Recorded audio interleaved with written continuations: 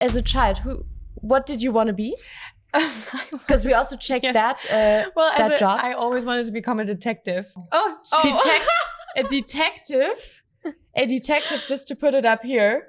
This is your current job. This is you. Detective is here. So I'm very happy you didn't follow your childhood dream and you gave up on it. Good that I did not study forensics or whatever. If you don't know your brain's preferences, you might work against it. Let me just phrase it this way. If you work in line with the nature of how your brain loves to do things, your work comes easy. It feels effortless. You're going to be more productive, you're going to achieve better results, and ultimately, you're going to be happier and healthier. If you work against the nature of your brain, you're going to waste a lot of precious mental energy that you could have spent on actually doing your work well. We'll see if this is a struggle for two of my best friends. We put their brains to the test, measuring their ability to focus, their memory capacity, whether they are more people or task-oriented, how well they can anticipate future events, whether they have a lot of self-control, and much more. They played our NeurOlympics games, and here's the twist. They have not seen their results yet. So together, we'll explore how well their jobs and lifestyles actually match their brains. Welcome to the NeurOlympics podcast. I'm Lucy, your host, and these are my beloved friends, Carla Mollenhauer and Klara Jakob. Girls, I'm so happy to have you on the podcast. This is so special. Thank you. So, how are you feeling right now? Super excited to be here on camera with you. Yeah, super excited to be here. Thank you. Nice. Me Kyla, too, what about and you? I'm very curious about the results. Yeah, it's been a lot of fun to do the test. And having like some thoughts what could come out, but I'm very curious to hear the results. Yeah, and I obviously both know you very well, and I can feel a little bit of stress in the air, but I think that's human because, of course, we're going to look at your brains, girls. That's very special. So in the first part of the podcast, we want to reveal how well your jobs actually match your brains. But before we're going to look at the scores, let's give our audience a bit of insight into what you do. So, Klara, let's start with you. What is your job? Tell us. What do you do? What do I do? Good question. A lot of things. No, I work currently as a digital marketing specialist. So more general in marketing, but I am focused on the advertising side of marketing. So paid ads, everything around Google ads, Microsoft ads, LinkedIn ads, everything around paid. Like the actual name for it is SEA, but I always say just paid advertising. Yeah. Nice. Carla. Yeah, what do you do? 2 jobs. Also doing a lot. So I'm a part-time flight attendant. I've been doing it for 7 years now. And always did it at the side, also next to my studies, and started when I was 18, mostly international flights. Crazy. So I, on average, fly and leave Amsterdam twice a month for a couple of days. And then my main job, but also part-time, is working at a chocolate company, Tony Chocolonely, that I joined in September, but I also did an internship there before, so it's not all new. And now I'm in the team, it's called Beyond, and we're basically responsible for 2 things, which are duty-free travel retail, so selling chocolate at airports, airlines, and the second thing is export markets. So anywhere, any countries where Tony is not as established yet, this considers Asia, Africa, South America, Eastern Europe, for example, and I mainly do all marketing activations for these 2 parts of my team, and also support in the sales. Yeah. So nice. You're actually that one friend that I think I benefit from a lot, because always when I come to your house, there's little Tony Chocolonely's around. Always and I'm always picking them. So I love that. And why did you choose your jobs? For me, it's like quite, I did the studies and I did the job. So basically I did, as my master's, I did communication science, which I loved. When I did my master's, my two specializations were health communication and marketing communication. So I was like, okay, like what jobs could I do possibly after this? Either go into health or into marketing. And, then the first thing that popped up was, of course, marketing, because first of all, it's very generic in the beginning. Like the term marketing, like you could do thousands of things. So I actually started as more like in the social media community content management area. But then while I was doing that job, I noticed, okay, I really like the data and like the numbers and how to interpret them and how to, know what is successful, how the consumer thinks. So in that job, like in that company, I switched roles. And then I that's how I became the digital marketing specialist. And then it was like a nice journey that led you to where you are right now. And it's of course only the starting point. Exactly. Exciting. And Carla, for you, I mean, it's very special, your job at Tony's, but then also still continuing as a flight attendant. How come that you do both? And what, Yeah, it all feels in the end like very aligned. When I was younger, I always said, I want to be a businesswoman, the one that like is stepping on her high heels at the airport with her luggage to my mom. Or my mom kept telling me this. Oh my God. And I was so fascinated by airports because all these different nationalities, and it's the door to the world. Yeah. So I was always fascinated by airports, and then also did an internship at Frankfurt Airport. And then I thought I'm going to study airport management, and I didn't get in. And I thought, okay, how can I increase my chances? And I saw that Lufthansa is looking for flight attendants when I was 18, and I just applied. I never planned to be a flight attendant, but all of a sudden I was this kind of businesswoman that I was referring to when I was younger. So much fun. So I knew I can't give it up. I thought I'm going to do it for 1 or 2 years, but then in the end, I always kept it as a side job. Yeah. But I still wanted to study. And then I still did an exchange semester, a master's in corporate communication. And afterwards I was looking for a job, and I had so many different ideas. And then I saw a job opening in the Beyond team, the one in now. And I was like, this is just perfect, because it aligns all the different things I've been doing in the last years, and also being responsible, for example, for duty-free and the export markets, which are literally the countries I fly to. And now I'm working on, like, for example, promotions and displays at airports, and I see them. You see them? Yeah, and I train the employees of the Tony's talk, of the Tony story, and then I shuttle home and I see the people that I trained at the airport, and I can literally ask them, like, how's it going? Like, I love the international setting, but still being grounded like in Amsterdam. Yeah. So it's a super nice balance. I'm very happy with the combination. Yeah. I always look up to you. I find it so inspiring. It's so cool. And you always you follow your dreams and you do your thing. And I love that you can, and you still, it seems like you get your energy from it, but also that's what we're going to figure out on this episode. And if that's truly the case. But girls, I think it's time to reveal your actual matches. We calculated a score. And I'm going to explain how it works. But beforehand, what do you think, from a scale from 1 to 10, how well does your job, Klara, and your 2 jobs, Carla, match your brains? 100 is a complete match, 1 is like a complete mismatch. Okay, yeah. Okay, I don't know my brain profile, obviously, but I would say it could be like a match. So I would say maybe, so from 0 to 100, I would say then 70. Okay.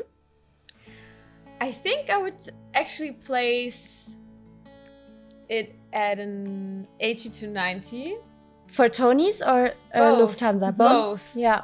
Because when I go to work, like, I barely had any time that I didn't feel like going to work. Like, I really love what I'm doing. That's great. And I think, like, I get it also from other people. Like, for example, my roommate, of course, like there's bad days, or of course I you also always complain. have them. Yeah.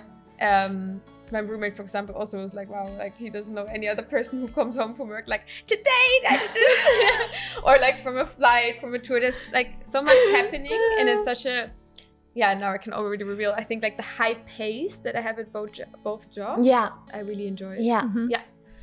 And you're naturally a bubbly personality. So it doesn't surprise me that your roommate is like, Carla's always like very excited. I think you have that in general, and I love that about you. But okay, let's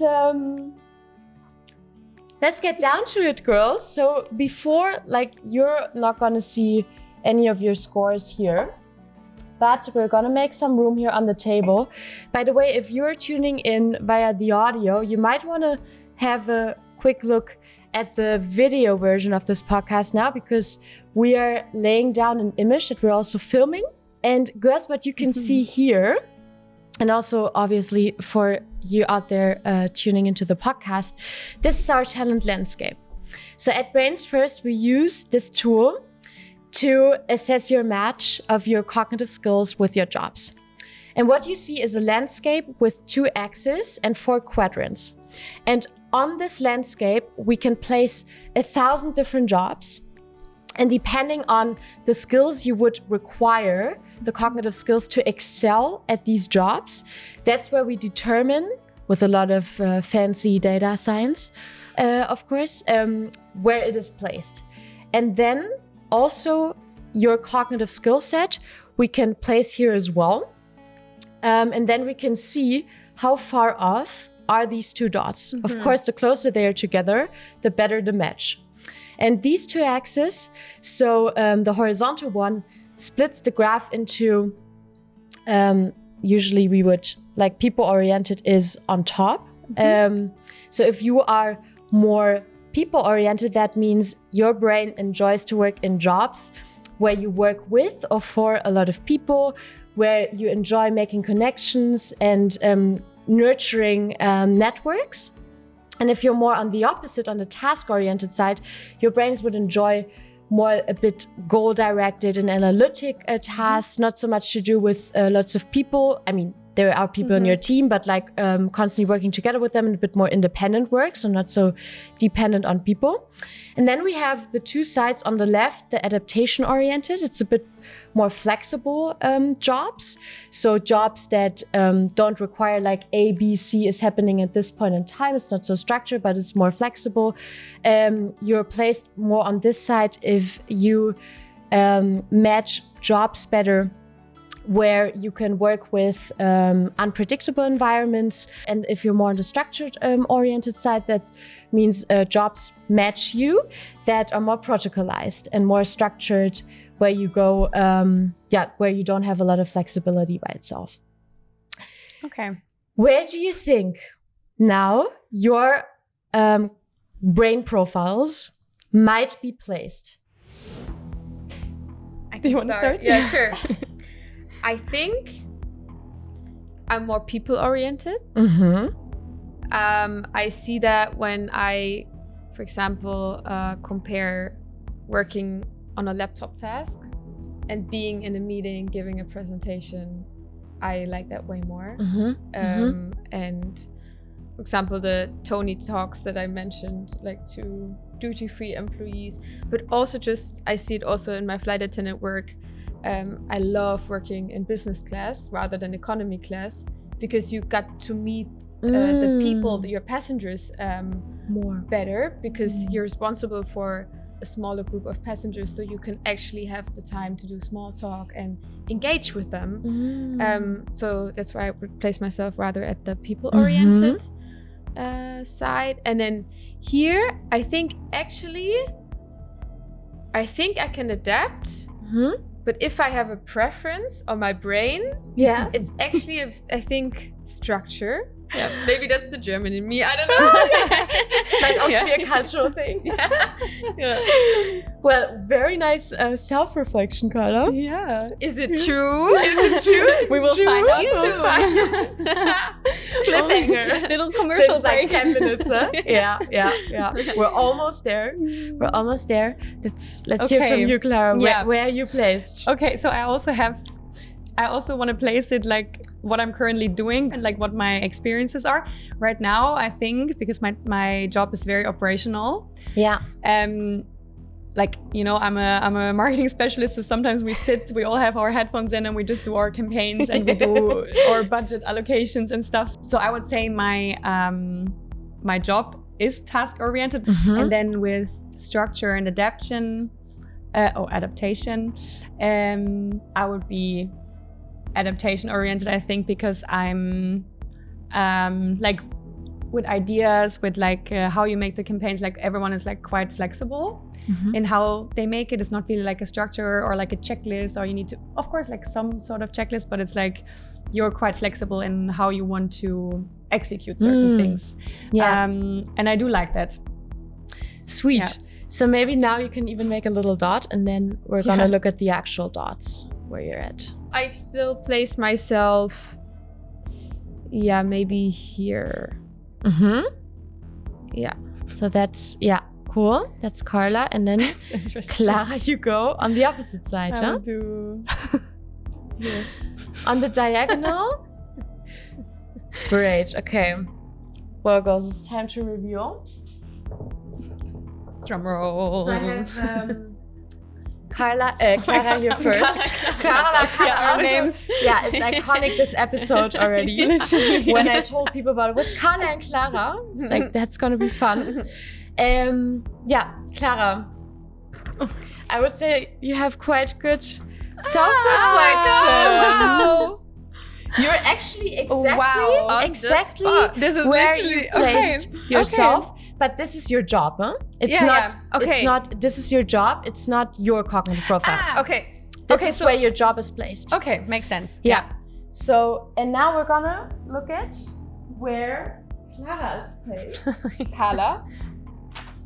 No, Klara. No, just no. We're gonna do one by one. I got to it. See. So stupid. We're gonna see. Okay, Klara, where you're placed. Yeah. And you're actually, you're super close to where your job is placed. So this is a really good match. Even more on the adaptation side. We're not gonna dive into this. We're gonna do this after the episode when you get your full reports, and we're gonna do a deep dive. But you have a 95% match. 95% match to being then I did everything a marketeer. Right in my life. You did everything right. Hey, high five. Let's go. This is great. This is great. So we have you here. By the way, fun fact, you also before the episode told me what was as a child. What did you want to be? Because we also checked that job. I always wanted to become a detective. Like, always like a crime, being at crime scenes and like, you know, getting to know who's the murderer and stuff. That fits so well too, you know? Not at all. Oh. Not at all. Oh. A detective, just to put it up here. This is your current job. This is you. Detective is here. So I'm very happy you didn't follow your childhood dream and you gave up on it. Good that I did not study forensics or whatever, or like, I don't know, detective work. Wow. Yeah. Okay. 95%. Okay.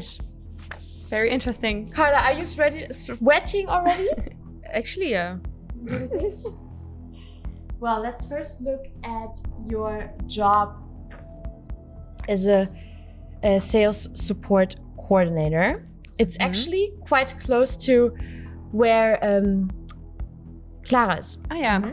However, it's a bit off from where you placed yourself, but we still don't know where you're actually at, right? So, this is your job as a flight attendant. Okay, well. It is it's on the people-oriented, sorry, if you're tuning in as for the audio, your job as a sales assistant coordinator is more towards task-oriented and adaptation-oriented, more flexible, while Lufthansa flight attendant, people-oriented and adaptation-oriented.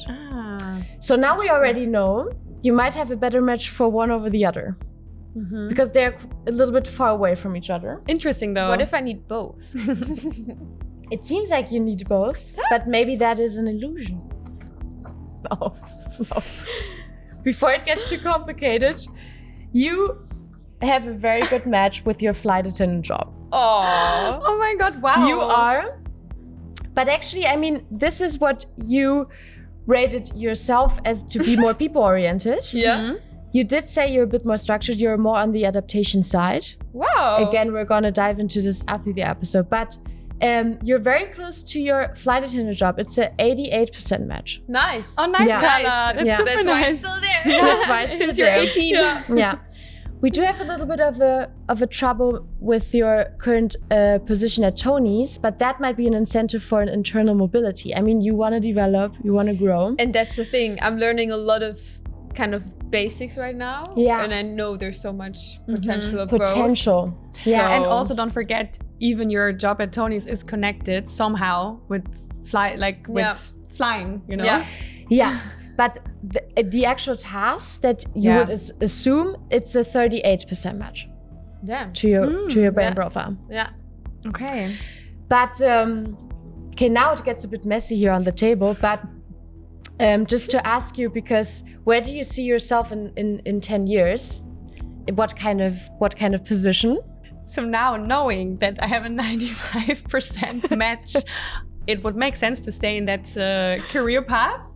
But I would enjoy to have a little bit more of a consultant role. So kind of, you know, in those 10 years, gain some more knowledge and be a little bit more, have a little bit more of an advisor role. So not that I don't have to, let's say, do the campaigns myself, but maybe that I know now what works well, and that when people have an idea, they have a creative idea and they want to put it into an ad or like into a commercial video or something, that I can help them execute it just based on like what I know works well. Yeah. So I would say maybe senior or marketing consultant, advisor, something like that. And that's exactly also in that quadrant. So that is, I can tell you, a very good plan, a very good master plan. So I want to encourage you to go that path, because it matches your brain quite well. Great. So that's very good news. Good. Let's hear from you, Carla. In 10 years, where are you with your career? I think, honestly, I'm not surprised about the flight attendant thing, because I just want to keep doing it as long as I can. But I also know I don't want to do it full time, because I know I would not enjoy it full time. It's like much more enjoyable if it's like twice a month. And I really, really love the balance. I gain energy from both. It would rather take me energy to do it full time. Within Tony's, I see a lot more potential to grow, and I don't think I will do the same job role that I have now. It's a perfect job to start at the company, as I said, to learn a lot of basics. So I'm not surprised that it's not aligning with my brain profile, because it's more like learning the basics, helping also with administrative tasks and stuff. But I would love to grow in the duty-free area, and maybe have like my own accounts, my own customers that I have to like take care of. And which then is also very people-oriented. Exactly, and also more adaptation-oriented. Because it's more vulnerable to changes. So already great insight. Looking forward, Already great. And you told me also, I mean, we spoke about this at a different coffee chat we had, but you also said you could see yourself as a manager at some point. And I just wanted to share with you that managers are typically really high up on the people-oriented side, because it's really important. You have a lot of, it's linked to leadership, right? You need to work with your people well. So typically we see manager roles really high up on the people-oriented side. So that is also a good outlook for you. I just wanted to share with you, girls. So I think these are some good news, and hopefully some insights that you can benefit from. Definitely. Yes. Thank you for sharing. Thanks For the reveal. Of course. And to add a little fun fact, I wanted to share with you, because in the talent landscape, there's a lot of different jobs that could match your brain profile. Huh? And I wanted to share a few of them that would also match your brain profiles. Oh my God, yes, let's go. So, Carla, you would also be very well suited as a music or arts teacher. You revealed the question. You asked before, like, what would be an alternative job, and I was like, okay, maybe. Okay, it sounds a bit stupid. Maybe a DJ. Like, not because. More like how my brain functions, because you work with people, but you also still have to do a lot of background things and flexible. And flexible. Yeah, artists are more on the people-oriented adaptation side. So as a musician, music arts teacher, but also a musician or singer. And I thought this was funny because, of course, we didn't test your singing skills.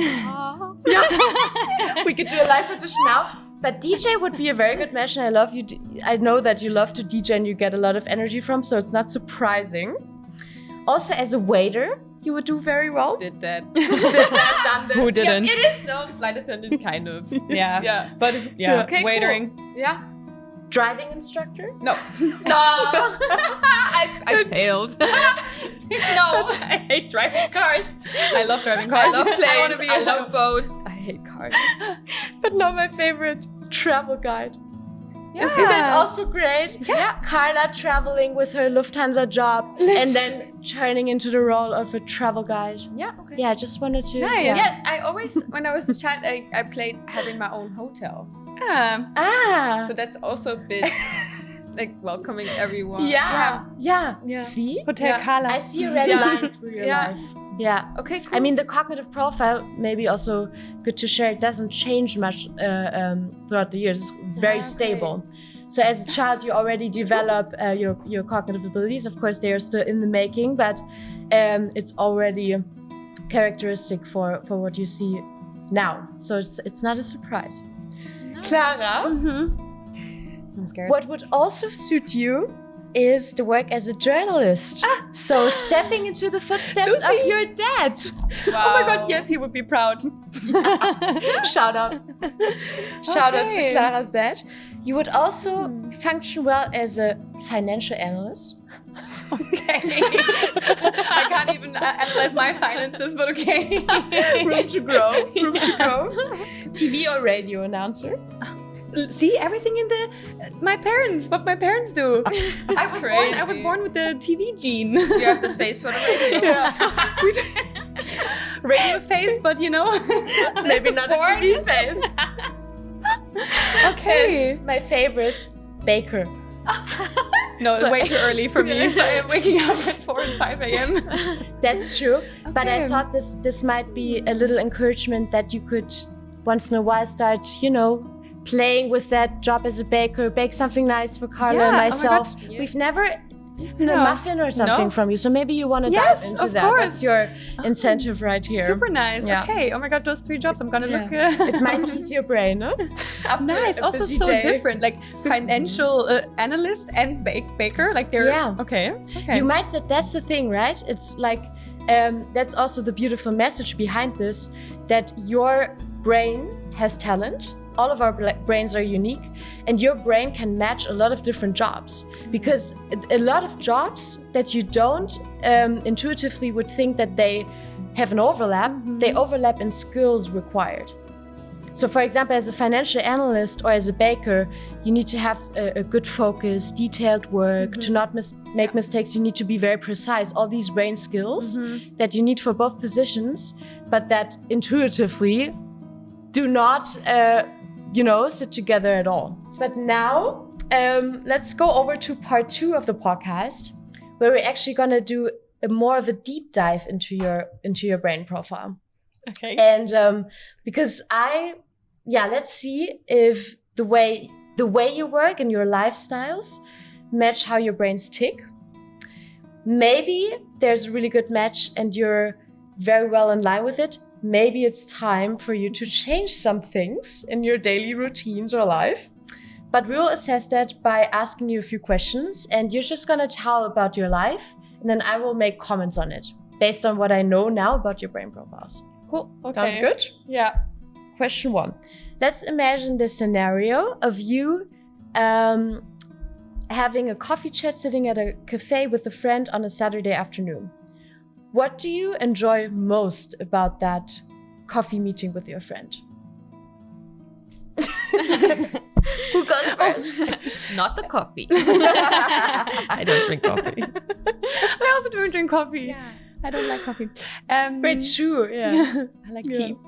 Let me think. Okay, so let's say you're sitting at a tea house. Yeah. Yeah. Oh, the nice one. Yeah. Tea ceremony for my birthday. Yes. We Shout actually out. did that. Yeah, I was there. Yeah. Oh yeah. You were there too. We were all there. Anyways, okay, Saturday afternoon at a cafe. I'm probably already drained from the day. No, no. Okay, Saturday evening at a coffee place with my friend. What do I enjoy most?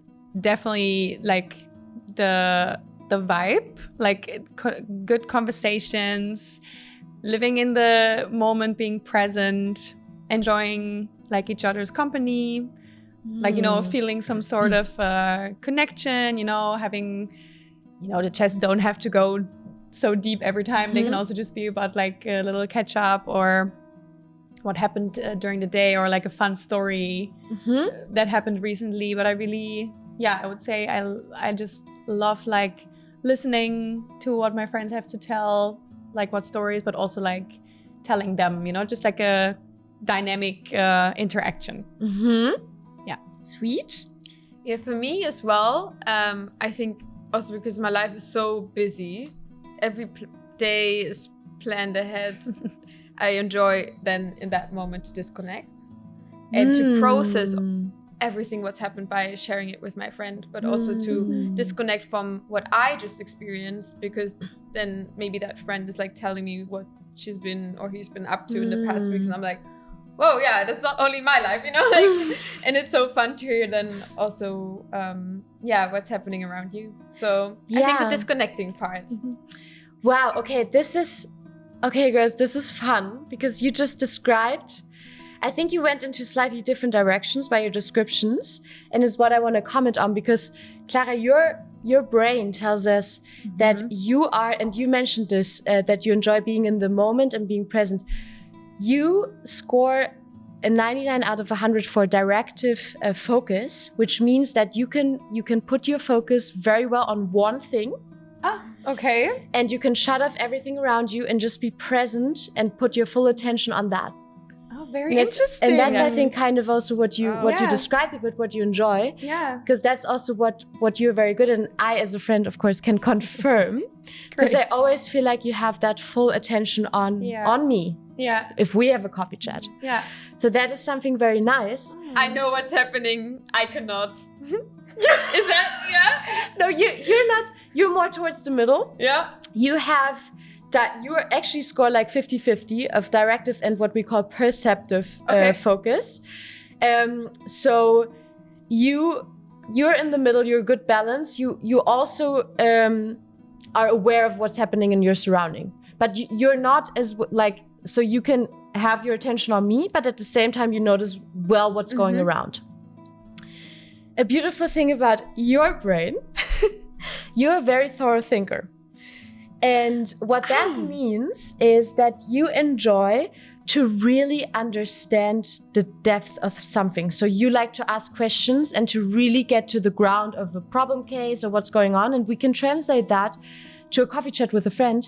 You really want to know what's going on in the life. You want to know in depth. So you ask a lot of questions. And I think that's also what you mean with the disconnecting. You also like to tell in depth what is happening in your life.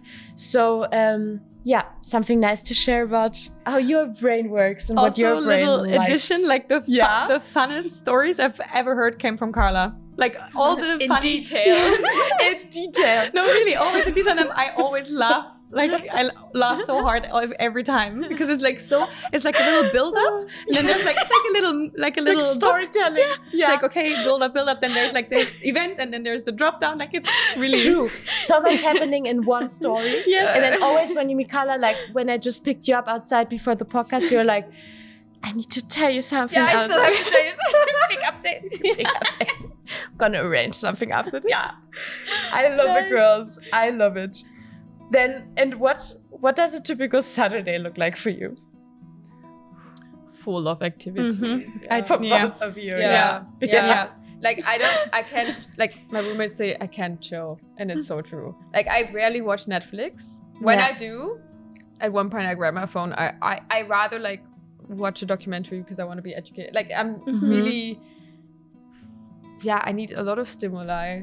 Yeah. And I don't mind like doing also tasks for at home on a Saturday because I feel like, yes, I get things done. Like, so might as well also have a to-do list for Saturday, but still also having a fully social Saturday. So the perfect Saturday is to meet with as much friends as possible because I think I charge my batteries with being around people that I like. Okay. Yeah. For me also, because you only have those 2 days basically, like you have the Saturday, Sunday before work starts again, I tend to overbook like crazy.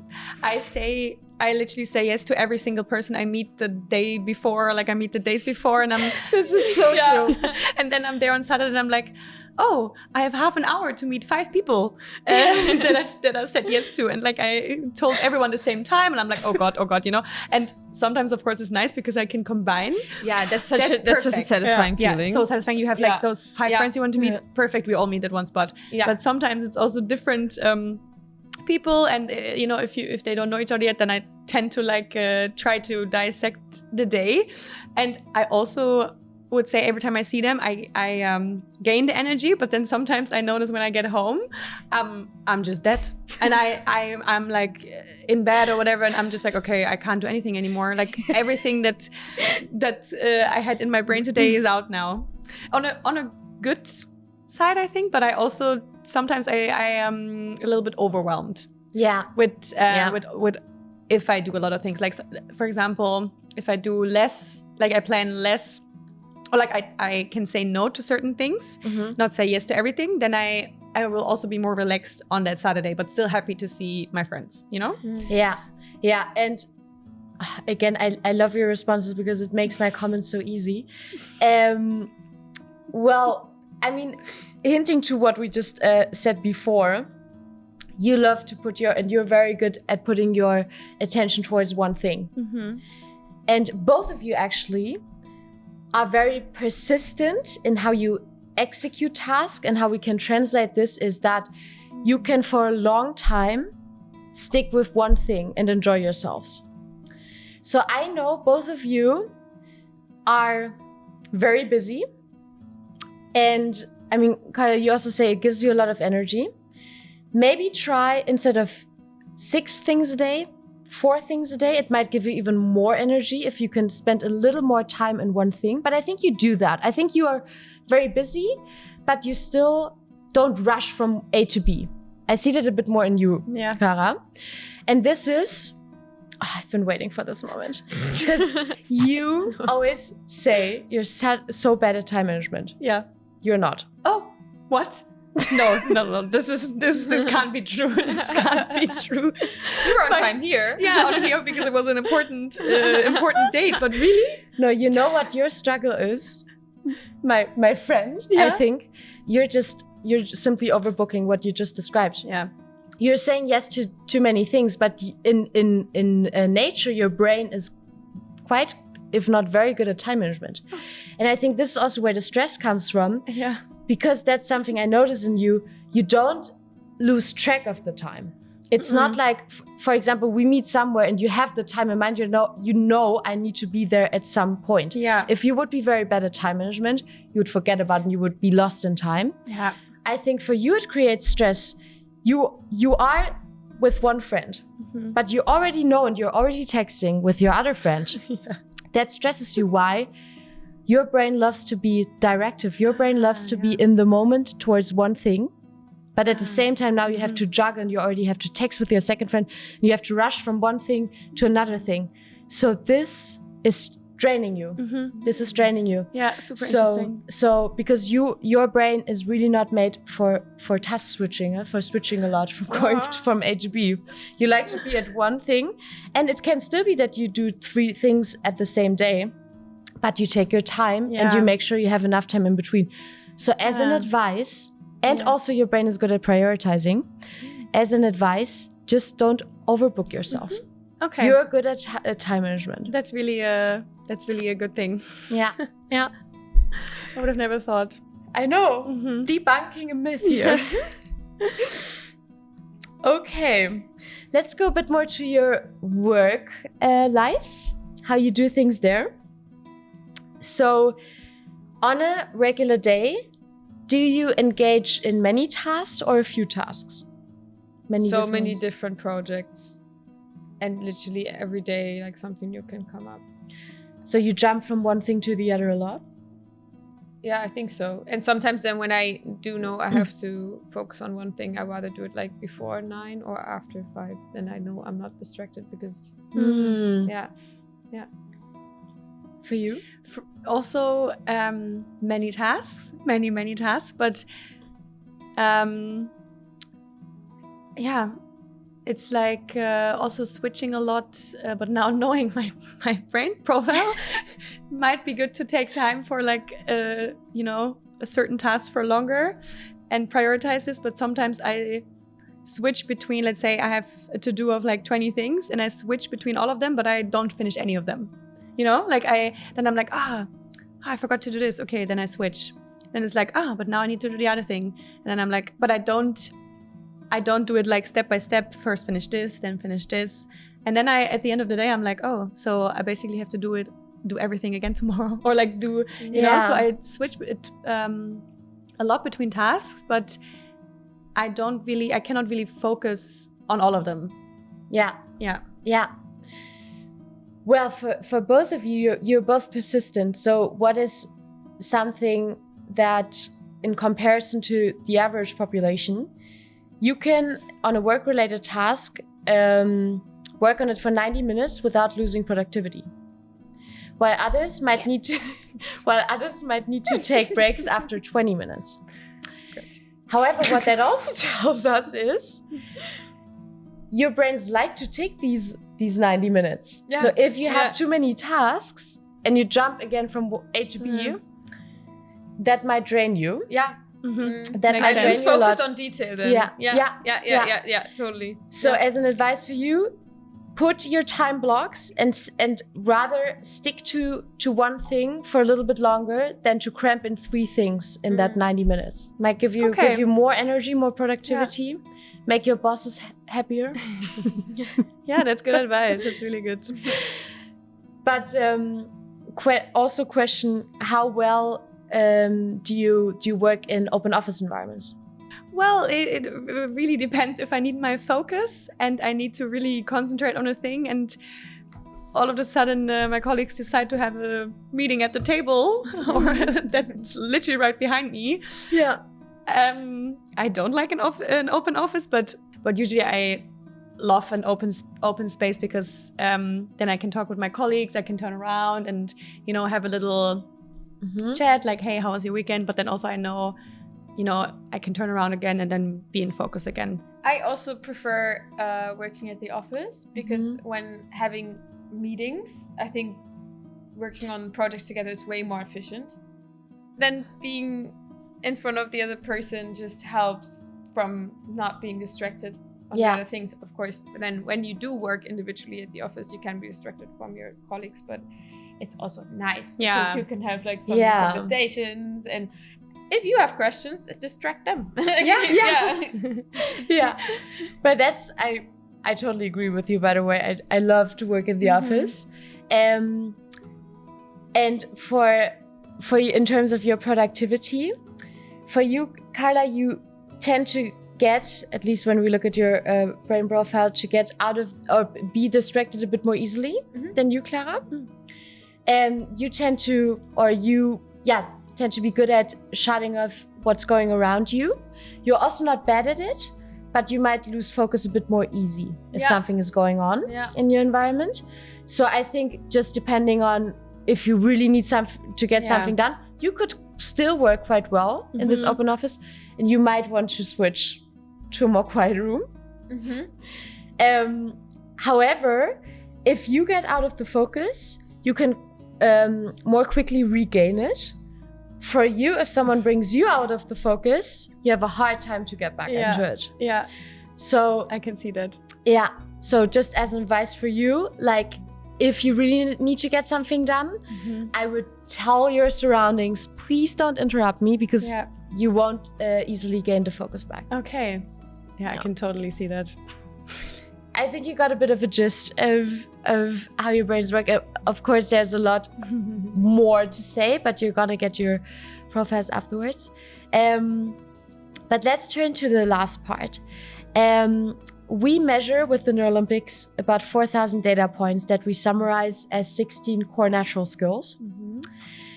And I want to reveal your 2 best skills, or the cognitive skills that your brain is just like super good at and loves. And 2 skills, and I don't want to say weakest, because sometimes we connotate that or associate it with something negative. There's nothing negative about it. It's actually essential that we're not good at everything. And that's what gives us the unique touch, right? But the 2 skills that your brain, let's say, struggles a bit with. And I'm gonna put on the table these 16. I think we don't have to mention them all, but it's for you also to look at. And if you tune in with the video, you can take a look at them. But I would love to know from you, what do you think are the 2 skills that your brains struggle with the most? Whoever wants to start. Do we base this now on the knowledge we already have? Yeah, true. Now you always have a little bit. Because if maybe your intuition. Maybe I can do the 2 that I thought before. Yeah. Because I remember I wrote down as the weakest points the blocking and the dividing. And for me, the blocking, because I thought I'm very, very easily distracted, and if I'm distracted, it's hard for me to get back, and then I miss out on like once I'm distracted, I'm distracted. There's no way back. But now I know that it's hard for me to get back, but I'm actually not that easily distracted based on my brain profile. And then also dividing. I think that was the that you can divide your attention towards different tasks. Yeah, so exactly. So that I have had in the beginning already as my weakest point, and I think it should be one of my weakest points. Like hearing the conversation we just had, Should I say my strongest also, or should we first do the weakest? Let's first do the weakest. Yeah. Okay, sure.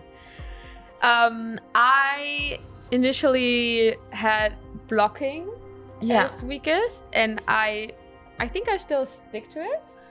And then I have the other one, eye for detail. But that is for what I mentioned, like in stress situations that I rather tend to, and I know like I shouldn't rush. But I'm like, okay, maybe I just have to get it done to overcome the stress, and then I lose also the focus. Okay, girls. Well, let's start with you, Klara. Yes. Your 2 weakest are actually switching. Okay. Which I think suits well to how you described your Saturday, that you might be drained if you overload yourself with different social tasks that you might have. Your brain really doesn't like to go from one thing to the other, especially if you're forced to. And I think that is, if you overbook with like 2 different appointments with friends, you are forced to go from one to the other quickly, and that might really drain you. That might explain why you get home and you're very tired. Okay. Yeah. Very interesting. And the second one that your brain doesn't like is letting go.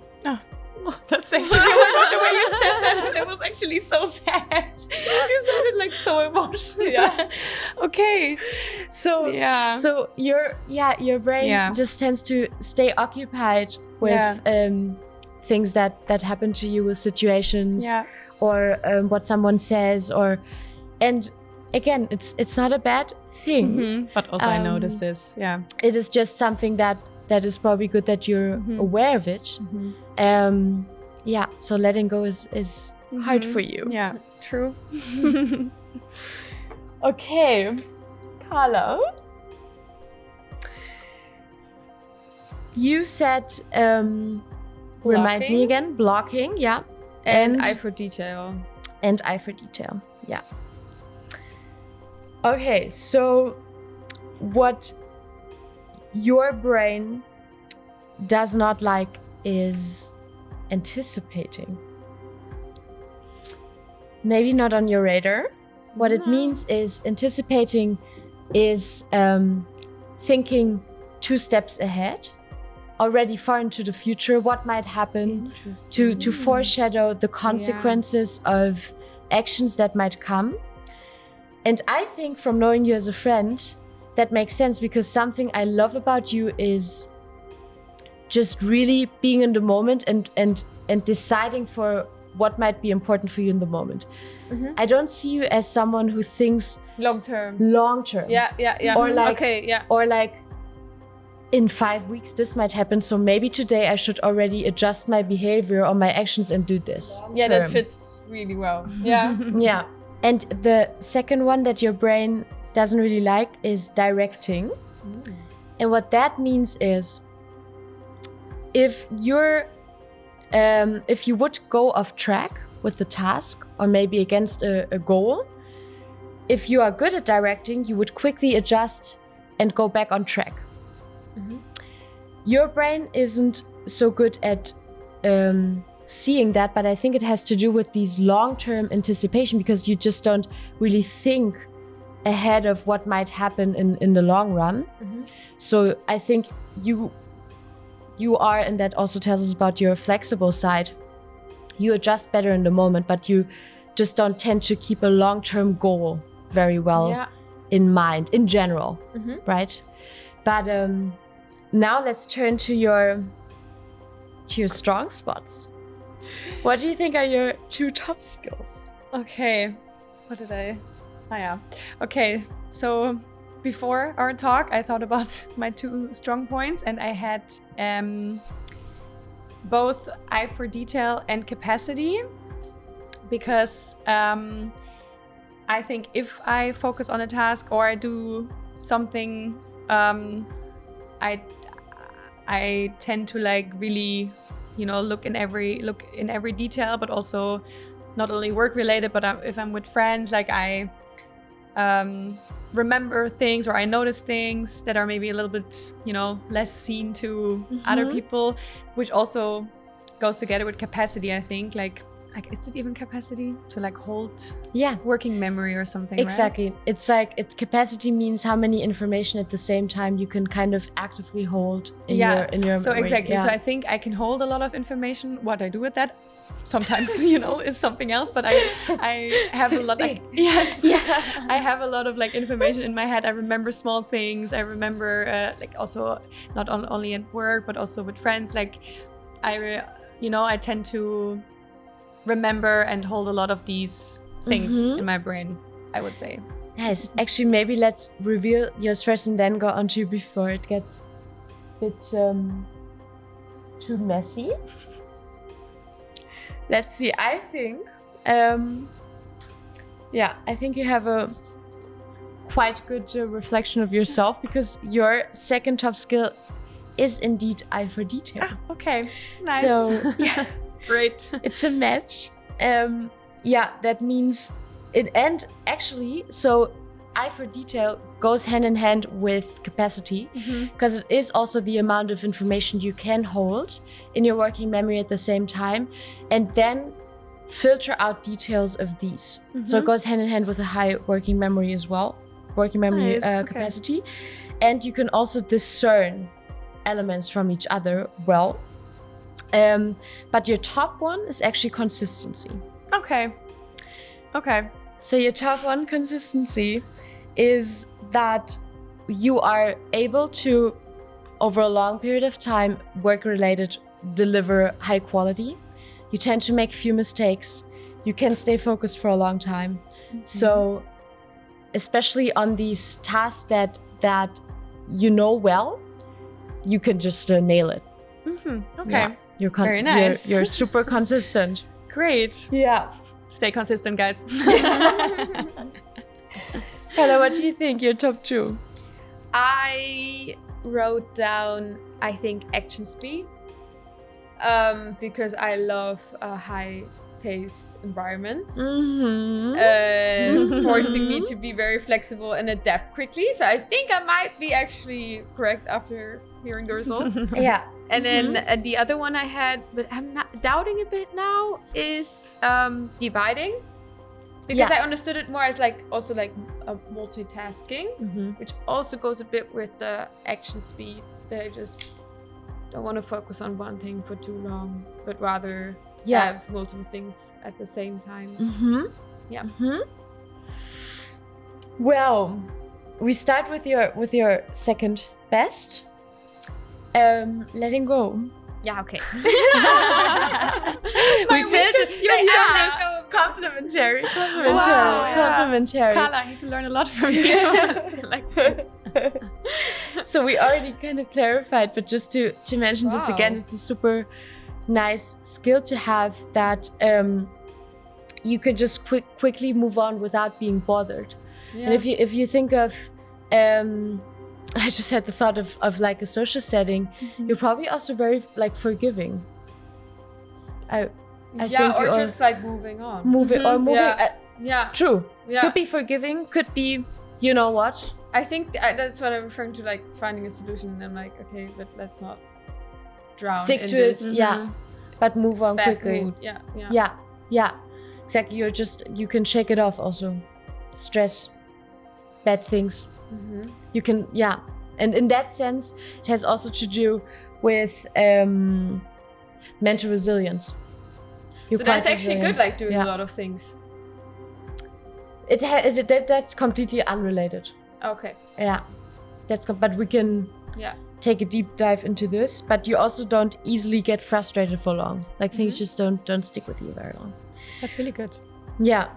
Well, the top one, it actually matches your description really well. It's not action speed, but it's processing speed, but it implies what you just described. So really good self-reflection as well.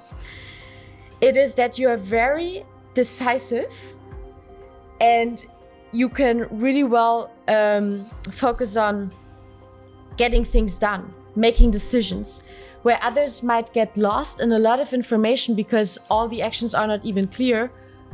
You go to the forefront and you make a decision. Wow. Yeah. That might really work. And then I let go of my decision. It was wrong. Not my fault. You might also need that as a manager, huh? True. Just or maybe in the first class, letting go of that passenger who making a quick action and then letting go of that annoying passenger. Yeah. Really nice. Very cool. Well, girls, I asked you in the beginning as a starter how you are feeling, and now I would like to end with this question after our long and deep talk, and hopefully insightful for you. How are you feeling now? I'm very thankful. Like this was very nice, especially comparing it to our interpretation of the test before seeing the results and then revealing them. Like, surprised, but also not surprised, because then when you explain what came out, I'm like, yeah, that's me. Yeah. So, but also still like, okay, that really helps to make future decisions and to place yourself in the future somewhere that what your brain likes. Yeah, well, that's so sweet. For me, also super thankful that you invited us here. It's super nice. It's an honor actually to be here and that you read our brain profiles, you know, like this whole journey from doing the NeurOlympics and then now you're reading them.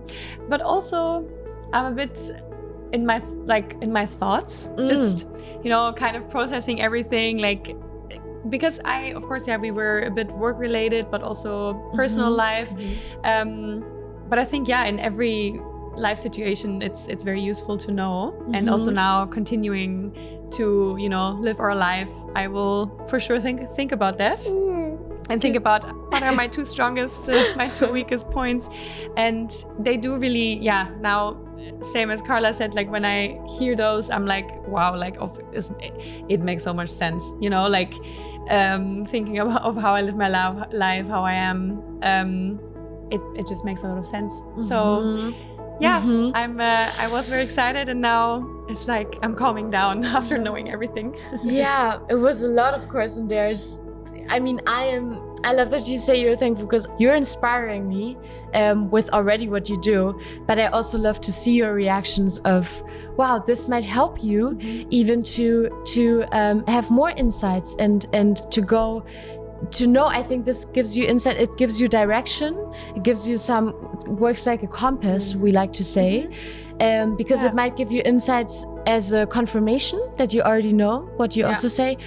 And then there's some things where you're like, oh wow, maybe now that makes sense why I'm thinking or feeling like this in these ways, because that's just how my brain works.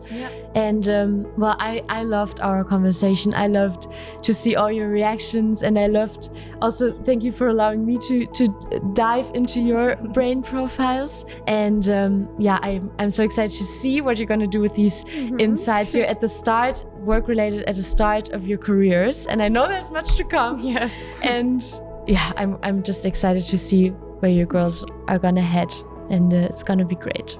Thank you. Thank you. Thank you so much. And thank you for tuning in. We hope that you got inspired also by what we discussed and what we revealed today, to just see how knowing your brain can be really insightful and also really healthy and help you to go into certain directions where you might be doubting or struggling with, and just help you in your general life, in your work life, to make career decisions and to just know for yourself what you might need, what your brain needs to work in a healthier and happier way, brain friendly, we like to say. So yeah, we hope you love this episode. Also, if you want to know what you, with your team, with your business, can do with all these insights, please book a demo call with us today under www.brainsfirst.com/demo. We would love to get in touch with you and explore all the solutions we have for you to make your team and your business better. And otherwise, we of course hope to see you frequently on the NeurOlympics podcast. So please make sure to subscribe. You can find all of our platforms under www.brainsfirst.com/podcast, and also make sure to leave some love, some comments. If you have questions to any of us, we would love to get in touch with you. And until then, stay happy, stay healthy, everyone, and see you next time on the NeurOlympics podcast. Ciao, ciao.